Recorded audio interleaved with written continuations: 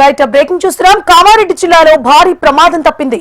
నాసురులాబాద్ గ్రామ శివారులో వేగంగా వచ్చిన బొలారో వాహనం ఆర్టీసీ బస్సును ఢీకొట్టింది. వాహనం ఢీకొట్టిన వేగానికి ముందు వెళుతున్న లారీ ఆర్టీసీ బస్సు ఢీకొట్టింది. అయితే ఈ ప్రమాదంలో ఎవరికి ఎలాంటి ప్రాణ నష్టం జరగకపోవడంతో ఊపిరి పీల్చుకున్నారు.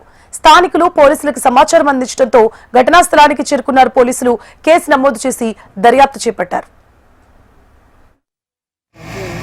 బాన్సాడ మీదుగా నిజామాబాద్ వెళ్తుండగా ఈ నసరులాబాద్ దాటిన తర్వాత గండి టర్నింగ్లో ఆ బోలరే బండి ఆవులతో పోతున్నట్టు బోలరే బండి హెవీ స్పీడ్ తోటి వచ్చి మా బస్సును గుర్తుగా